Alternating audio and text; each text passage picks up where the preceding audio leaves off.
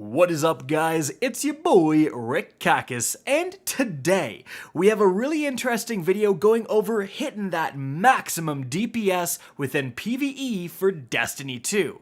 Now, of course, doing the most amount of damage in the shortest amount of time is relevant for pretty much every PvE activity. Raid encounters, dungeon encounters, nightfalls, and more. You want a weapon that does insane DPS. However, there was a recent buff that kind of went under the table that actually impacted what the best options are out there, and that's what this video is about, and so let's get started. But just before we do, I have a brand new channel, Kakis Clips, where we go over the best, the funniest, the most interesting moments from all of the live streams, guys. Take a quick second, head over there and hit subscribe. It is linked in the description down below. You'd be doing me a huge favor, and you'll be getting that hot content. Alright, now let's talk about that DPS.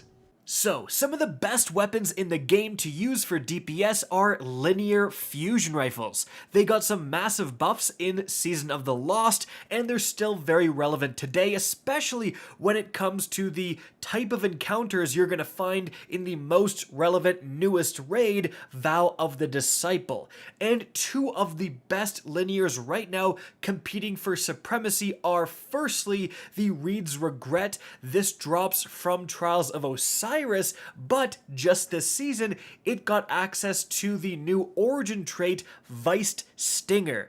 And this has a chance to randomly reload the weapon from reserves on a hit. So if you get lucky, you'll never have to reload. Now, the other weapon is going to be the Cataclysmic, and that is dropping from the new Vow of the Disciple raid. And this thing has some unbelievably powerful rolls. You can get 4th times the charm, so every 4 precision shots you land, you get 2 back. Combined with an extended mag perk to make it go up to 6 rounds, you can shoot 10 times before needing to reload. Now you're combining that with stuff like Focus Fury for a huge damage increase of 20%. Even high impact reserves are going to be fantastic and re-trigger that maximum damage bonus with 4th times. Or you could even go for something like Clown Cartridge for a huge magazine size. So, I actually did a video comparing the Reed's Regret God roll with the Cataclysmic God roll, and it turned out the Reed's Regret was capable of the most damage. If you got lucky with Viced Stinger and you never needed to reload, that thing was outputting like 650,000 damage in a very short period of time. But if you got unlucky with Viced Stinger or it didn't trigger at all, which can happen, then the Cataclysmic would pull ahead. But since I made this video, as I said, there was a buff that kind of changes everything. So, in a random hotfix, as you can see buried in the patch notes, we have the damage bonus from the Bait and Switch perk has been increased from 20% to 35%. This is a massive deal. I mean, an extra 15% damage. Guys, on heavy weapons, Vorpal weapon only does 10% more damage. So they increase the damage bonus by more than an entire Vorpal weapon, right? So that really does matter. And Bait and Switch is the raid exclusive perk for Vow of the Disciple. And what it does is the following. Deal damage with all equipped weapons within a short time to give this weapon a damage boost. Now that's certainly asking you to jump through a few more hoops than some of the other perks like Focus Fury and High Impact Reserves that basically just want you to keep shooting, right? But are those hoops worth it? Well, to find out, I put Bait and Switch on my Cataclysmic that is combined with 4th times the charm and an extended mag perk. Then we went back to the first raid boss within the Last Wish raid, Kali, and the test environment is the same. So I have one teammate using Divinity so I can constantly land precision shots and trigger 4th times. Then I've got to find a way to trigger Bait and Switch. So the best method is to actually use the Wither Horde. I need to do damage with all 3 weapons, so this is going to attach to the boss and do a little bit more damage over time as I'm shooting with the Cataclysmic. Then I've got a random SMG to just trigger it, and this is important. The first shot of the Cataclysmic will not have a damage bonus. It will actually be the shot that triggers bait and switch, and then the rest of the shots for those 9 seconds will get that 35% damage increase.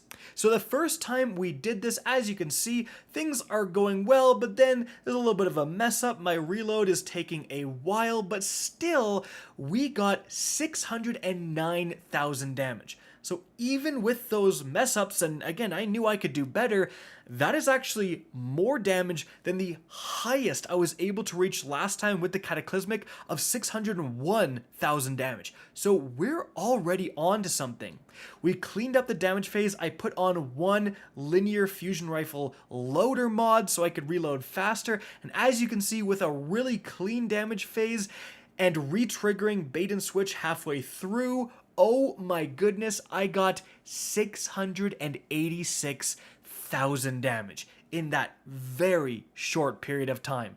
And that number is actually even higher than, remember, the 650,000 damage with the Godroll Reed's Regret, where Vice Stinger was always active. So that player literally did not reload the entire time. I had to reload once and reapply bait and switch, and I still beat him. So that is actually showing you that now the new top dog in terms of linear fusion rifle damage output is the bait and switch Cataclysmic. Like, that 35% increase is just insane, and that buff has really changed the environment. So yeah, I mean, like, again, it is clearly better than the Reeds, clearly better than the other roles of the Cataclysmic.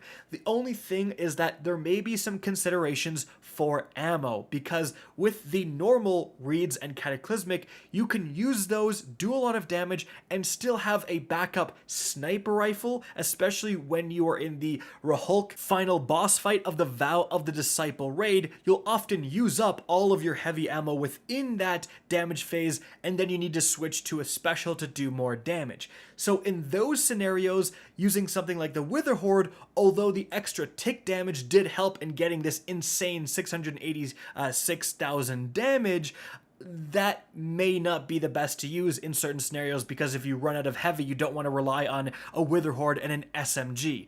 So there's nothing saying actually that you can't just use a sniper rifle combined with the Cataclysmic, land one shot with your Izanagi, right? Then spray with the SMG, then start bait and switching. So that still may be the superior option. It won't be as far ahead as the other two options then, but it will still likely out-damage both of them. And again, we're talking about out-damaging the mythical unicorn scenario of never needing to reload and Vice Stinger getting super lucky. Most of the time, that's not going to happen. So when you can kind of compare the average DPS numbers of those two weapons, holy crap, bait and switch is just clearly superior. So this went from a complete meme perk that you did not want to now, I think, the most desirable option on this Cataclysmic. And it also means, whereas last time the Reed's Regret had an argument for using, I think that argument is pretty much gone. This thing just blitzes past it.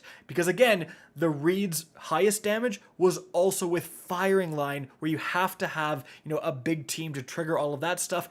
Bait and switch doesn't care about that. You can activate that solo if you need to. And so guys, that is it for the video. I hope you enjoyed and found this informative. If you did, please remember to help me out by simply rating and especially sharing this video. If you guys want to see more Destiny 2 content similar to this, don't be afraid to slap that subscribe button. If you want to get in touch with me and keep up to date with the latest channel activity, the best way is to follow me on Twitter at RickCacus. That is linked in the description down below. Again, I hope you enjoyed the video, and as always, have a good day.